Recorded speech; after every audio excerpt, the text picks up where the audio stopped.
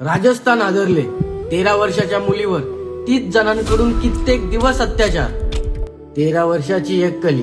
अजून जग पाहायचं होतं, पण राक्षसांच्या बाजारात तिचं बालपण विकलं गेलं. रिक्षाच्या चाकांनी तिला घरापासून दूर नेलं आणि माणसाच्या मुखवट्यातल्या सैतानांच्या हवाली केलं. हॉटेल नव्हती ती होती नरकाची दार, जिथे माणुसकी रोज मरत होती आणि लाज होती ती देवाची मूर्ती. तिच्या वेदना दाबण्यासाठी तिला दारू पाजली गेली. इतका खालचा थर गाठला की सैतानालाही लाज वाटली. ती एकटीच रडत नव्हती, तर आज प्रत्येक आई रडली. प्रत्येक बहिणीच्या डोल्यात आगीची ठिणगी पेटली. ती ओरडत होती आणि भिंती बहिऱ्या होत्या. कायद्याचे डोळे मिटले होते आणि समाजाची विवेक बुद्धी झोपली होती. आज श्री गंगानगर रडत आहे. राजस्थान संतापाने पेटले आहे, पण मेणबत्त्या पेटवून हा अंधार जाणार नाही. कायदे आता तुझी तलवार पेटू दे. दयेच्या प्रत्येक शब्दाऐवजी कठोर न्याय मिळू दे. प्रत्येक लेख सुरक्षित होईपर्यंत हा आवाज थांबणार नाही.